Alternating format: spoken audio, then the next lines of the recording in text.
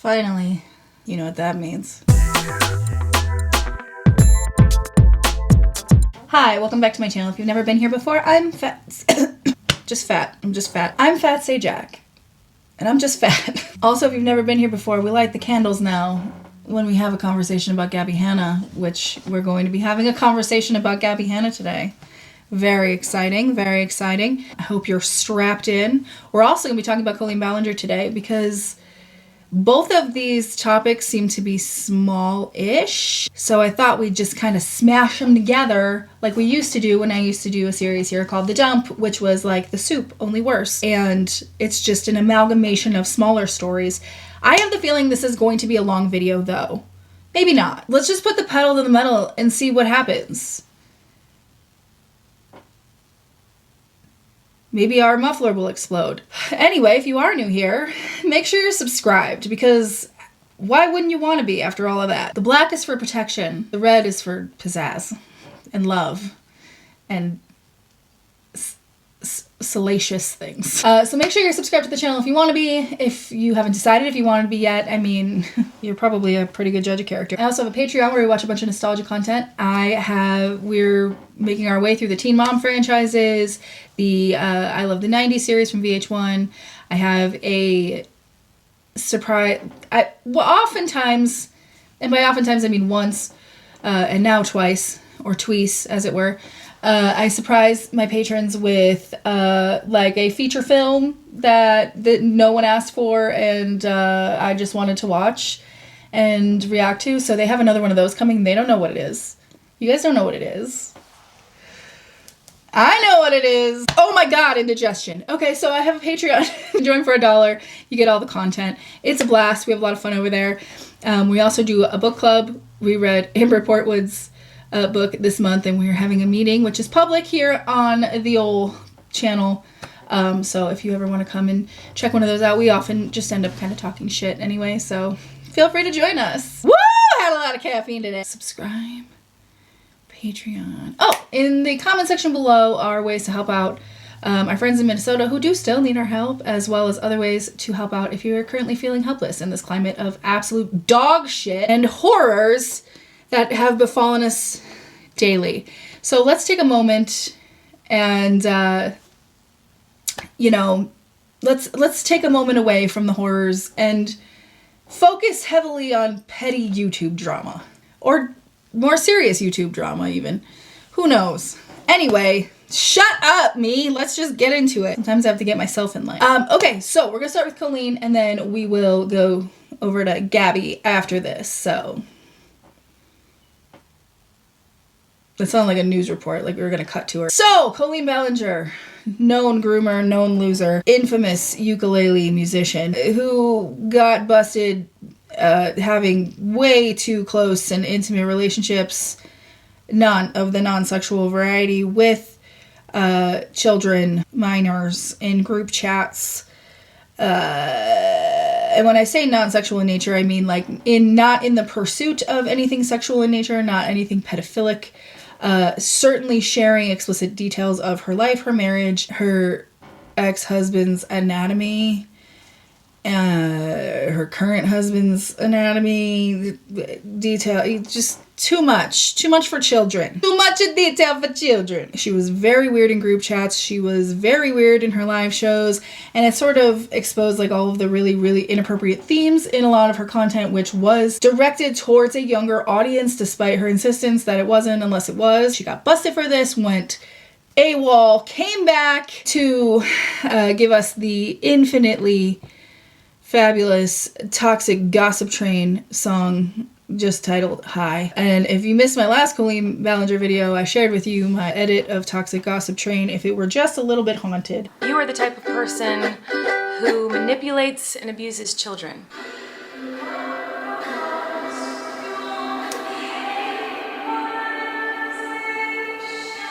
Everybody, I found someone new to harass. She did some things that I do not like in her past. So everybody gather round, cause we're about to attack. So shoot me down quick, hit the click and bam.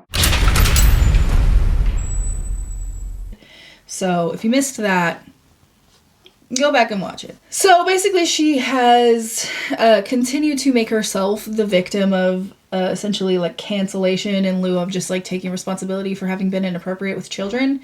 And, you know, it hasn't really served her well because her career is pretty much dead based on gestures broadly. She played a show in New York City over the winter. She sold out one of 2 shows, which is pretty impressive considering each of them had a 90-seat capacity. And then she's doing another show, series of shows coming up next month and the month after. So there's 4 shows. And last time we were here, we went over the fact that she's like at maybe about 20% sold at each of these venues. So, I mean, COLLEEN'S career is pretty much like, it's the horse like on the way to the glue factory, you know what I mean? That's all well and good. We've gone over the shows, the bits and pieces that have become available to us. Now, I saw this clip that we're going to watch together. I saw it over on Reddit, of course. Hey, over there, Reddit. Her snark subreddit gets served to me all of the time, and it's probably because I read what's served to me. Hi, welcome to How an Algorithm Works. And I saw this clip over there of this song, and I had heard snippets, and I remember it being a little inappropriate, which is fine because Colleen is just about 40. However, the subject matter is concerning. However, given who she is, the background I just gave you, and, you know, her as a person, it is a bit concerning. Maybe not concerning. I don't want to be pearl clutchy about this. Let's watch it first before we talk about clutching pearls, because I haven't even watched the whole thing. But I was reticent to use this because I thought it actually came from Patreon, and then I realized it came from their public podcast. So, fodder for criticism. I'm ordering a new chair today. So this is a song that Colleen put in her show that her young children, who are not so young that they cannot comprehend, got to watch while mommy was doing her show live. So let's. This is just. Do you want to save it? No. We're not important enough to hear it. No, I don't care enough. This is one of the songs I wrote for the live show I did in New York a few weeks ago. Yeah, when I had mentioned that I went up on stage with her, I sat on a stool on stage as you performed this song. Yes. And yeah, I'm gonna I don't know if I should.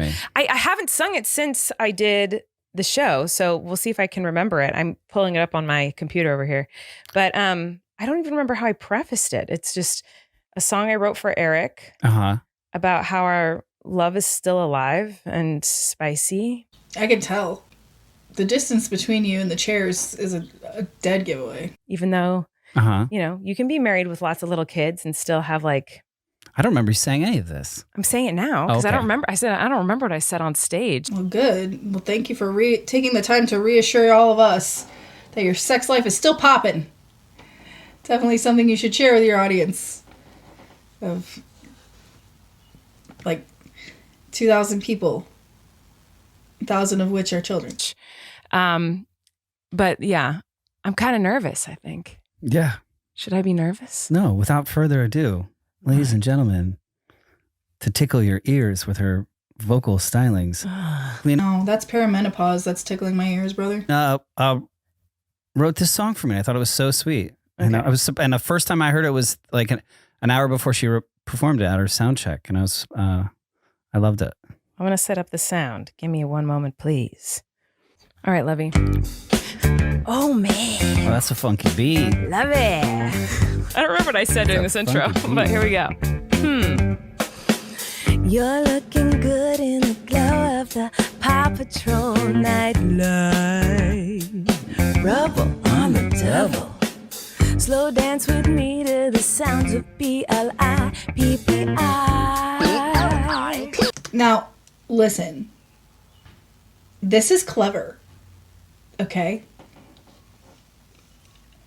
But put a pin in that. Flippy. I say I only slept 4 hours, and you say, well, I only slept 3. Ooh, keep talking dirty, baby. We ask each other's permission to go to the bathroom, but Ooh, so submissive, baby. I know I turned you down when I was overstimulated, but now you're looking good. I must be ovulating. Damn. Let's go get it on. Wipe my butt! It's your turn. Freaking I did it kids, last man. time, Lovey. Did you? Go wipe that greasy fatty poo.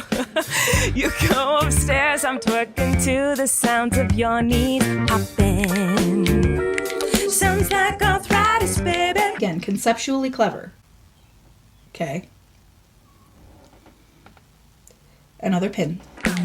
We only got a couple days before my PMS rage, so the kids better stop cock blocking. I'm gonna be so bitchy.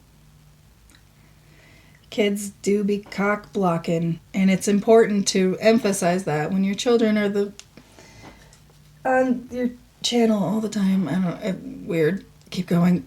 You're packing lunches. Why's the banana turning me on? Our kid starts crying cause you peeled the banana wrong. You idiot. I'm making SpongeBob mac and cheese. You smack my ass. Come on, Lovey. You text me a dirty picture, baby. Oh, that's a rash. Oh. It's bedtime finally. Now it's just you and me. I haven't showered in a week. Ew. But they're finally asleep. It's time for us to freak. Mommy? Daddy? Oh, they're awake. It was not even 5 minutes. All right. I drugged them with melatonin. Let's get it on, Lovey. I'm kind of tired now and my libido is suddenly low. So how about we lay in silence and just stare at our phones? That's hot. That's hot. Okay. Here's the thing. Inherently, I mostly have no problem with this. Okay? I think it's a funny concept. It's a relatable concept. You know, I feel like most parents can relate, surely. Coming from someone who was, we say canceled, but like I'm not a big believer in cancel culture, but who was shown with proof to have been inappropriate with children, many children, for many years, to then make, as like conceptually silly and relatable and funny as I think that could be, I think coming from Colleen Ballinger, I think it's wrong. I just think it's not. And listen, I'm not saying like if you fuck up in this life, you can't ever like allude to that thing or continue to do that thing or make those same jokes or whatever. Like I'm not trying to be super pearl clutchy about this, but like, honey, you were fucking caught being inappropriate with kids, telling them about your sex life, asking them about their periods. You know what I mean? Like jokingly asking a child for ass pictures. Like there are so many inappropriate things that she has done with kids, not to mention the inappropriate content that she had created for kids for so long, using Miranda Sings. It just like, if this was almost anybody else, I'd be like, that's cute, that's funny, I like that. But because it is her and the specific things that she is like the specific things that she's done, like, I can't imagine having the fucking audacity to be like, you know what I'm gonna do? I'm gonna write a song about how my kids fucking cock block me. Even still, let's say we did. Let's say we had these live shows, which, you know, a maximum of 180 people saw, and none of the footage really made it online. And I was gonna make this song, and I had the fucking gall to make this song, given everything I was canceled for. I played it at this show, and then I never spoke of it again. Okay, it was for like the 180 people that saw it, and nobody else. Because it's been months since the show, and nobody was like, oh my god, Colleen made this song, blah, blah, blah. Like, granted, it's not that big of a deal. But nobody has come out and been like pearl clutchy about it. So why would you continue to, like, why would you put that out there? Like, does she really have she really must believe that she has done nothing wrong. And you can tell that by the way she talks about things. Like in the last video we made about Colleen, she talked about her cancellation a little bit, and she referred to it as what happened to me, as if anything happened to her, as if she was the victim of anything instead of the perpetrator. So I just think it's really, I'm not even tone deaf. Like, I think it's just really telling of what she believes to be true about herself and the reasons why she no longer has the career she used to have. So I don't know. Why is the banana turning you on? Like, that's weird. Then you're crossing boundaries. Cause like once you're like out of bed, or like once you're in the kid activities, like, I don't know, that shit turns off, right? Like, I'm not the only one that's like that, right? Like, that should just turn that shit off. Like, it just, we'll wait till later. Like, that's fine. No worries. I'll hang on to this moment in my subconscious, but in my present moment, I'm not going to get turned on by the banana I'm packing for my child's lunch. That's fucking weird. Although I don't like dicks anyways. That's how it usually goes. I couldn't hear a lot of like the little things behind it, like in the live show. Like I couldn't hear a lot of like the little what would you call those? I don't know. Flourishes in the. I don't know. It felt so awkward to do it just sitting here. Like on stage, I could like dance around you, and I was like twerking and dancing sexy and like whatever, or not sexy, but like. And not twerking, let's be serious. You know, seducing you, essentially. Right. It was really, really, I wasn't expecting it to be so awkward. I didn't think it was. I thought it was great. That was awesome. It was. And it was fucking awkward. So, two things can be true. That's fun. So, that's such an awesome song. One of the songs that I wrote for the live show. It was probably more entertaining on the stage, where I was like, you know, walking around you and being awkwardly seductive. It made me so happy. But it was fun. I missed doing that show. I hope I can do it again. I hope so too. I hope so too. So we'll see if that one makes it into our live shows. There's only like a handful of people that are going to be at those too. So we'll see how that goes. Also, I think it's funny that she prefaced the song by saying like, gee, I sure don't know if I know all the words. Bro, you've been rehearsing this in your bedroom every night. And you know it. Anyway, no bombshells here about Colleen Ballinger, but like, just felt like this was a little fucking weird. Let me know if I'm overreacting in the comments. And let's move on to Gabby Hanna's Martin Luther King era, I guess. When pizza's on a bagel, you can eat pizza anytime. Blockbuster. Columbia House lets you choose from over 10,000 CDs. A friend of mine told me, try America Online. I said, why? I've got a computer. Hello, my name's Penny. I think people shouldn't do drugs. Anyway, Gabby posted a video yesterday called I Had Another Dream! ! So that's exciting. If you are unaware of Gabby Hanna in general, I don't know how to help you other than to guide you to the fucking playlist that I have of 9 million Gabby Hanna videos that I've made over the past 6 years or so. Gabby Hanna's a whole ass mess, and lately she's been super into like religious psychosis. So two of Gabby's main interests, religious psychosis, and then blaming people for things that she did in a really infuriating way. Over the course of the past month and a half-ish, maybe 2 months, Gabby has been releasing podcast episodes with her husband, Ken, as Peter Mon would call him. And I will run with that. I mean, I won't run in general, but I will run with that. Gabby and Ken made a podcast, which is basically just Gabby yapping about God, her testimony, which I can't wait for the rest of, and how she's blaming literally everyone else for everything that's ever happened to her ever. To include Trisha Paytas, Jessie Smiles, drama channels, you're welcome. And a slew of others, anyone but herself, really. A holy man told her the last time she was talking about God speaking to her that she literally needs to see a clinician. And so this is just kind of where we are. And I think the last time Gabby made a podcast video was when she was talking about her dreams, I think. Why don't we just find out instead of guessing? Crazy concepts. What was I doing? I literally opened it up. Oh God, my brain is just falling out my ass. So her last episode was called God Spoke to Me in My Dreams. This is what he said. So that's that on that. She's also done an episode on angel numbers, which I think for me is like the episode that I really flourished in, because I could see her patterns of OCD, which I also have, and we sort of talked about how that's and religious psychosis can go hand in hand, my friends, especially where things like angel numbers, repeated patterns, looking for signs, looking for things like that can become a real, like, obnoxiously obtrusive part of your life. Before that was God Used the Drama Channels to Save My Life, which was swell.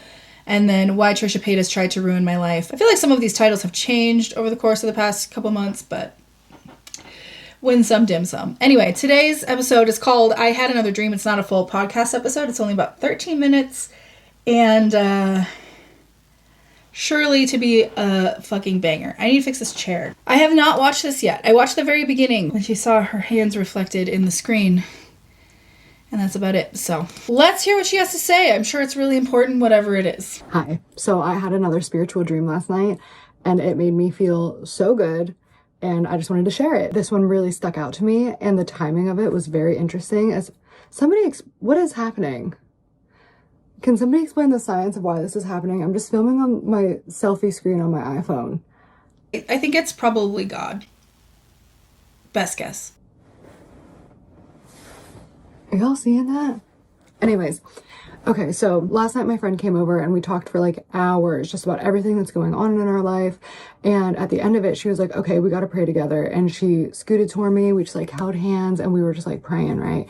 And then she had said to me a couple times throughout our like chat, I don't know, I feel like you should fast. Like, I feel like I'm supposed to tell you that. Yeah. What? Your friend just call you fat? What the hell, man? Not that there's anything wrong with being fat. It's in my name. Shut up. And I was like, I feel like you're supposed to tell me that too, because I keep trying to fast and then I keep giving up. The last time I was going to fast for Easter. So I was going to do Thursday, Friday, Saturday, and then break my fast on Easter. And we ended up going to sushi on Saturday night and it was like amazing, but like I didn't fast, right? So, ow, I just had a shooting pain in my eye. Also selfish. What with all that God's done for you, with like sending you the drama channels and coming to your dreams and like showing you numbers in sequences of threes. My friend says to me, I just feel like I'm supposed to tell you that you should fast. And I was like, I think you're right. So I made the decision that I was going to fast, right? I go to bed. I have one of those dreams. If you know, you know. And I wake up and I right away say to God, that was a spiritual dream, wasn't it? Ear starts ringing. Okay, locked in. I said, Holy Spirit, help me to interpret this dream. You know what? I gotta be honest. Gabby Hanna's version of religion sounds really annoying. I like to be alone. I don't want to have to constantly think about God being like, here's the message. Like, shut the fuck up. Let me have my dream about, I don't know, whatever woman over 60 I'm interested in. Like, get out of here. This was the dream, and then this was the interpretation. By the way, all the other things going on in life and like the lessons, even the verse of the day right now on the Bible app are like aligning with this. So of course it like makes so much sense, right? I haven't quite checked the Bible app yet today. But I'm sure I'll get there. I'm in a building, a very tall building with glass windows. The best thing that I can like liken it to is at the University of Pittsburgh, there's the towers, and that's where the freshmen stay. Like there's 3 freshman doors, tower A, B, and C. It's a really tall tower, and when you look down, there's like this concrete commons area, right? So I'm at the top of this tower, only it's like a full glass window, and I'm naked, and I'm like standing naked in this window. So it's like anytime you were in your old house. Got it. And I look down, and there's this cop car that's trying to come into the commons area. So it's like anytime you were in your old house. Got it. And there's this wave of water, which makes no sense, right? But it's a dream. And there's just this wave. And there's all these people in the commons area and nobody's paying attention to anything that's going on. So I see this cop car is getting ready to rev into the commons area through the wave. And I'm watching and I'm like, okay, obviously this car is not going to be able to drive through this water. So he's urgent. He's trying to get in. He drives into it. And of course, he starts hydroplaning, and now he's just straight up floating. Like, he's revving the engine, the tires are spinning, nothing's happening. And then a huge wave comes and just like wipes him out. The car goes flying. Well, ACAB. I'm looking around, nobody's noticing, nobody's caring. So I throw on my robe, I'm running downstairs, and I'm looking around like, where's the car? Like, is this guy okay? And I hear this voice say, just come inside for 15 minutes, everything's gonna be okay. And I'm still looking around like, is anybody like seeing this? Does anybody care? And I turn around and I see this very, very large security guard. Like, I'm talking like 8, 9, 10 feet tall, but he just looks like a regular guy, and he's in security guard garb, and there's an open door right next to him, and he's just standing there super casually like this, like, and he's just like, just come in for 15 minutes, it's gonna be fine. And I didn't question him. I didn't think to question him. I just knew that what he was saying was true. Like, I don't know why this is happening. I don't know why 15 minutes. I don't know what's going to happen after that. I don't know why this person knows that. I just have this instinctual trust and faith in this person. So you have basic survival instincts to not dive tits first into a raging rapid flood? What about the cop? Do you even care? What's this dream about? That it's just going to be 15 minutes and everything's going to be okay. And then I wake up. I say, I think this was a spiritual dream. My ear starts ringing. I say, Holy Spirit, help me decipher this. Help me interpret this. So me at the top of the tower, right? Feeling vulnerable, feeling exposed, looking down at all of this chaos that's happening. It feels like nobody cares and nobody's paying attention. And I see this cop car. The cop car representing the world depending on the world for help. Human beings depending solely on human beings for help. This system that we're all seeing is actually broken in the first place. Trying to do something, desperately trying to get into whatever the danger was in the commons area, and everybody else is ignoring it. Do go on. I'll put a pin in my point mentally. What stops him is this wave. And it makes me think of the passage in the Bible where they're on the boat and there's this huge storm and all the disciples are scared, but Jesus basically just tells the waves, like, stop, be calm. And they say, who is this that even the waves listen to him? So when I think about the waves, I think about the power of God, right? You know what I think about? I think about the fact that Gabby, who is a brand new, like, all the time Christian, you know, I know she was raised with religion, but like, she's an infant in consistent Christianity.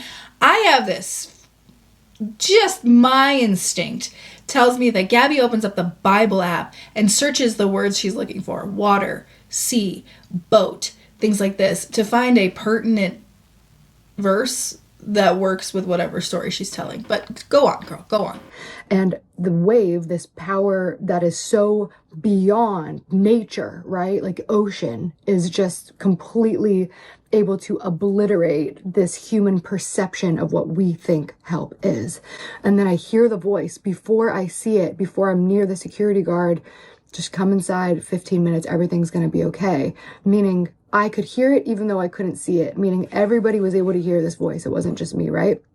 When I turn around and I see the security guard, I immediately am deciphering this as, well, that was God. That security guard, literally, the security is completely calm. He's not screaming, everybody get inside. He's not fear-mongering. He's not trying to pressure anybody to listen to him. He's just standing by an open door, showing you the way and telling you, quick, like that 15 minutes, like that specific amount of time, 15 minutes, quick. Okay, but also the security guard could represent taking the easy way out when things are difficult and when times are hard, you know?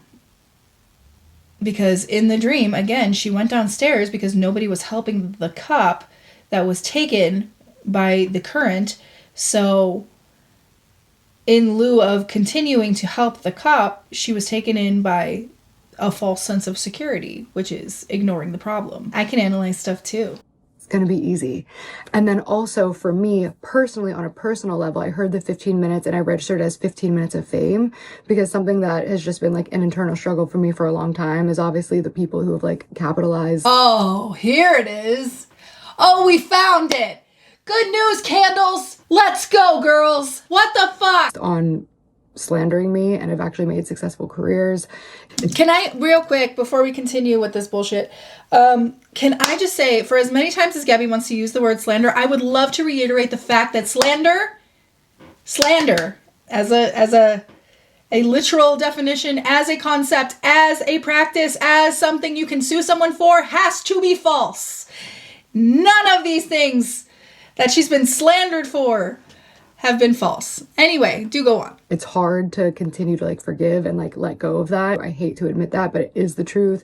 It does affect me. Like whenever I'm starting to feel like bad about myself, if I'm having a self-esteem issue, or if I'm feeling just insecure. So anytime you're awake and taking in oxygen, okay, seems like therapy would be a good idea for this, but what the fuck do I know? If I see something hateful about myself or whatever it is, like it really does trigger all of this stuff. I hear that 15 minutes and I'm like, okay, wow, like it's almost over. Their 15 minutes are almost up. But then I pulled myself out of that thought right away, where I'm like, I'm applying this dream to just myself and just my own life, because the truth is I have no idea what God's plan is for that. I think his plan is to get you to shut up. The fact that like you pulled yourself out of that thought, but then insisted on bringing it up is really funny. I think that's really funny. Their 15 minutes is almost up. God, Gabbie. Gabbie Hanna's School of Letting Things Go would be a hell of a YouTube series. The thing is that Gabbie Hanna is never, ever, ever, ever, ever, ever going to be able to live a happy, healthy, mentally sound, completely fulfilled life until she lets this shit go. And to let it go, she either has to just move on entirely and never revisit it mentally, emotionally, or on the internet ever again, or she has to go and work through it, which means that she has to admit real fault to a lot of the things she's done. If you don't know what I'm talking about and the heinous things that Gabbie Hanna has done over the course of her tenure on the internet, I again encourage you to go to the playlist. I will link it below. Girl, I don't have the time. Face yourself, bitch. I can have hope, I can have faith that these people will like get their comeuppance and that the darkness will be brought to light. Girl, this is the thing, right? Like she's always talking about God and Jesus and how spiritually fulfilled she is and how good God is. And yet at the same time, like in the same breath, in the same 12 minutes of video is like, I can't wait to watch these people get their comeuppance. For what? For what? Not liking you? Not wanting to be your friend? Calling out the problematic shit you've done and the people that you've hurt? They're gonna get comeuppance because you can't handle the fact that you were, I'm just gonna say it as it is, a raging cunt. And girl, no one is talking about you. She is trying so hard to get someone like Jessie or someone like Trisha to talk about her. It's not going to happen, girl. It would have happened already. And God damn it, if either one of them wants to talk about it, by all means, shit, do it. But I love that it's kind of eating her alive, because she is just exposing what a bad person she actually is. Like she is so vengeful, and she just desperately wants to see these people receive some sort of backlash and feel as unhappy as she does, and it's not going to happen. And that includes me, you know, like, and it includes commentary and drama channels. Honey, no one here is going to feel bad. No one here is going to be as miserable as you are, because you are stuck there. When this camera goes off and I'm done editing this video, I don't think about you, girl. I guarantee Jessie Smiles, Trisha Paytas, Rachel Oates, any of the people who have been the target of your vitriol or any of these videos that have come out over the course of the past couple months, we don't think about you. I feel like I can speak for all of us. We don't think about you. We don't care enough to think about you. You're not important enough in our lives to think about you, but we are all important enough in yours that you think about us all of the time. You need help, girl. Gabby, you need help. You need therapy. And that's not meant to be an insult. I'm not trying to insult her when I say she needs help. She just legitimately needs help. Because she's going to be stuck in this cycle for the rest of her life. She is wasting years of her life where she could just be happy all of the time. She could be fulfilled all of the time. She could not wish bad things for people all of the time. But she chooses this. She chooses instead to rehash this shit every so often. And that, vengeance belongs to the Lord. But I don't know when that is. I don't know what capacity that is. Like, dude, I just saw, I think yesterday, that Perez Hilton came to Jesus. Like, he was considered the most cruel man on the internet. He completely, destroyed Britney Spears and Lindsay Lohan and all these other women. And he's come to Jesus. He was in the hospital. He had a near-death experience. And he said that God revealed himself to him in a miraculous way with tears in his eyes. And now he's professing the name of the Lord. Yeah, girl. I don't know if you know this, but that should be a red flag. Have you guys seen those Perez Hilton videos? Holy fuck, what is about to come out about Perez Hilton? Because, yikes. Also, fuck Perez Hilton. He has done more damage to women, specifically women, addicts, people with mental health issues, than any other, rivals TMZ. That he and TMZ are right at the same level. But he was malicious and cruel for years. And now he found God after a near-death experience. Girl, I knew Gabby would latch onto that immediately. I knew it. I knew she'd be thrilled.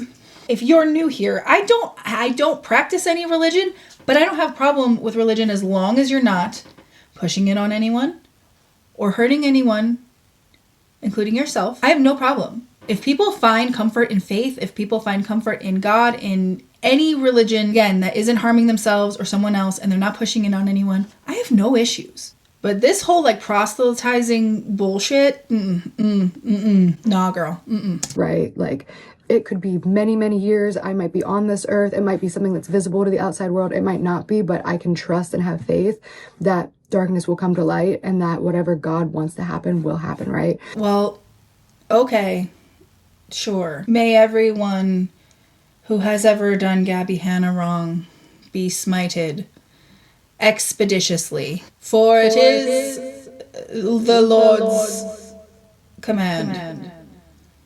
Or whatever. Imagine imagine trying to take a hard Christian turn and then being like, I just can't wait any longer for God to seek vengeance for my enemies. What a fucking weird take. So I pulled myself immediately out of this thing of oh, God's telling me their 15 minutes of fame are almost up. I recentered myself on the gospel, which is the fact that this life is 15 minutes. This life is a flash, and after this is eternal protection. And if we listen, if we accept the invitation, come on in. Sounds good. Hey, Gabby, have you ever heard of Heaven's Gate? Because it kind of sounds you know what? Never mind. It's all going to be over soon. This open door. He's not holding anybody out. His hands are folded in front of him like this. He's not keeping anybody out. Everybody who can hear his voice is welcome to come inside the door. Okay. Well, if he's seeking vengeance on me, then I think I'm all right. Feels like a trap. Some people in the dream were walking through, but the majority of the people were ignoring the voice. They were ignoring the chaos. They were okay with the tragedy that just happened in front of them. Nobody is paying attention except what's going on in their immediate circle with themselves in their own life. That's kind of ironic considering you immediately centered the dream around yourself. You know? Because there sure is a lot going on in the world, in this country, that it doesn't... I'm not on TikTok anymore, but sure doesn't sound like Gabby's, paying attention to anything but herself, but I could be wrong. You know how when people say, when you point a finger at somebody, there's 3 more pointed back at you? I've always hated that because I feel like you should be able to fucking point at people and be like, you're a dumb idiot. But Gabby is that, right? So she's one who will point at you and call you a gaslighter while she gaslights you. Like there's a level of psychopathy, honestly, to Gabbie Hanna that should be studied. It should be studied. It's fascinating and infuriating, right? In that moment, nobody cares. But if we can just focus on God, if we choose to trust, go through that door and follow the security guard and just believe, then we're all just gonna be safe. Girl, what? It sounds like the opposite of the message. If you're looking down at all of the people who are self-absorbed and not paying attention to what's going on around them because they're centering themselves and everything in life, but you'll be fine because you're just gonna dip out with the security guard for 15 minutes and save yourself, you're doing the same thing. She's even interpreting your dreams in a way it's insane. Go on. There's like 5 minutes of this left. We have to put our faith in God and God alone.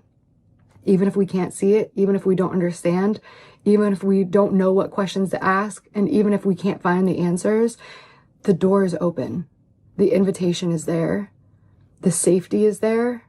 And it's up to us to walk through. Okay, again, I need to ask you, how about kids with cancer? How about families that are displaced by actual real-life natural disasters? What about bad things that happen to good, God-fearing people? What about, rape victims? Victims of murderous home invasions? The innocent schoolgirls murdered by a bomb in Iran? Anything? Did they just not walk through the door next to the security guard in your dream? Because like this whole promise, I understand faith and I understand the larger sentiment, but when you really analyze these sort of like this level of like proselytizing and this level of like bringing God, who is faith-based, down to the literal everyday, it doesn't work, right?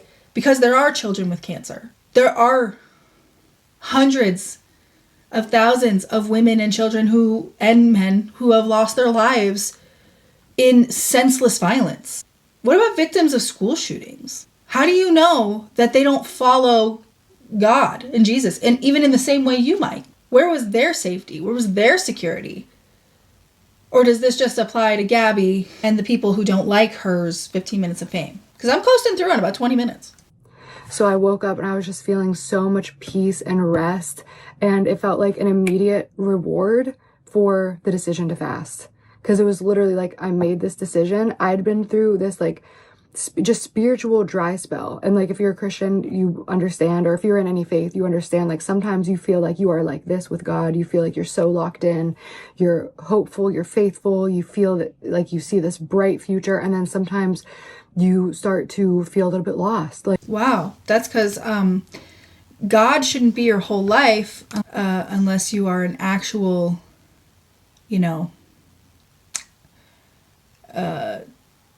employee of the church, as it were. Also, real quick, fasting can significantly affect your dreams, often making them more intense, vivid, or frequent. This is largely due to increased REM sleep, improved sleep quality, and shifts in brain chemistry, such as reduced orexin-A levels at night. While some experience sharper, memorable dreams, others may report fragmented sleep or even nightmares. So, just want to put that out there. Like I don't know what's going to happen. Like maybe the things that I thought were possible aren't possible. Maybe that's not God's plan for me. Whatever. And it can lead to a dark place where you're feeling offended, focusing on the past, like focusing on hurts, feeling vulnerable, feeling exposed, feeling embarrassed, feeling naked. And then here's God just like welcoming you in to like safety and security, because this life is truly 15 minutes. Maybe he was welcoming you in to shut you the fuck. Anyway, I just wanted to share that. Sorry I haven't been posting on YouTube. I have like filmed stuff and then I just like don't want to edit it, or don't have time to edit it, or I didn't like the footage, or don't feel passionate about what I said, or like whatever it is. I am coming back because I need to update you on the t-shirt stuff, how much money we raised for that. I promise to let you guys know the $100,000 pledge, where that money went. I obviously want to tell you guys where we spent that, tell you what the organizations. But what about your testimony, babe? And just sort of what we've been up to. But honestly, I've just been like chilling. We started taking music lessons. That's been really cool. About time. We've just been like going on dates. We had like a singular sunny day. So we just like got into full spring cleaning mode. Like we got a dumpster and cleared out the rest of the stuff that was in the basement and the garage. There's more all of a sudden. There's always more trash, but like not a dumpster's worth of trash. Yeah, we just really wanted to take advantage of like the sunny weather. We went on a beautiful like 10-mile bike ride the other day. That was really great. And I've just been trying to like enjoy my husband. I've been shopping for a vacation. Like, dude, I redid my whole closet. By redid, I mean like really cleaned out and like organized. We built out like this little shelving in here for like coats and winter stuff. And yeah, it's been like just like living life and trying to get home, body, health, mental all put together, because eventually we're gonna have babies in Jesus' name. Oh my God, please don't. Please don't. Please don't. Oh my God. Please don't. I'm sorry. I know you guys keep telling me not to apologize for saying I'm sorry. I just like, I don't want to be reckless with telling somebody that they shouldn't have children, because I feel like that is a big, bold statement to make. But given her history as a person, it's bad idea. And probably part of the reason she stopped posting online, because I feel like her husband finally was seeing her true nature, and it's easier probably to conceal that when she's not talking about how she thinks Trisha Paytas ruined her life. That's his will, whether it's because I'm careful with, you never know who's able to conceive and who's not, right? So like, no matter what, there will be a baby in our life at some point, whether I have a baby, we're fostering, we're adopting, like whatever it is. I just wanted to make sure, and he wanted to make sure, that we have a clean, put together, organized place, so that when that time actually comes, it's not like this huge panic and rush to like get everything put together. So that's riveting. It's a shame that we've missed all this. That's the summary of what we've been up to. Just, it's so sunny today. Dude, it's like 80 something degrees today. There's like a little flash of sun. It's going to be mostly overcast today, which is kind of like Newcastle in a nutshell. Is like, you just got to capitalize on that weather. That's why I literally instantly just jumped. Like the first sunny day, it was like 70 degrees and sunny. And I just like went out and I was like spring cleaning the porch, was like scrubbing down all the walls, and like I took down all of it doesn't matter. I'll show you all of that at some point. Anyways, I just wanted to share that dream with you guys and encourage you in that whatever you're going through, like, it's just a flash, dude. This life, there's gonna be trials, there's gonna be tribulations. What? Trials and tribs? Holy shit. But there is an eternal heaven after this, and we're all invited. All of us are invited, but not all of us will hear the call to walk through the door. And I pray in Jesus' name that everybody listening to this will hear that call and walk through the door. Well, listen, I am a millennial who hasn't answered her phone since 2009, so I won't be taking the call. And I feel like God would probably set up one of those buckets on a pulley with water in it above the door frame.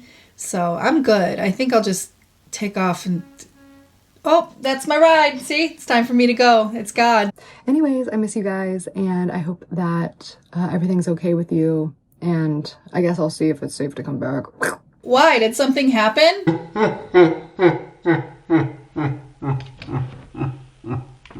Wow. Thanks so much for the message, Gabby. I mean, I guess I should be thanking God, but thank you so much for interpreting that dream and then proving to us how you are the interpretation of the person who's watching everything happen and just centering things around themselves from your dream. Rest in peace to that dream cop, I guess. Anyway, good to know. Gabby's coming back, and things are the same, so that's cool. Anyway, Trisha Paytas ruined my life. I gotta get going. So make sure you're subscribed to hear who I'm going to blame for something arbitrary that happened to me in 1997. Next time. All right. Go. Bye.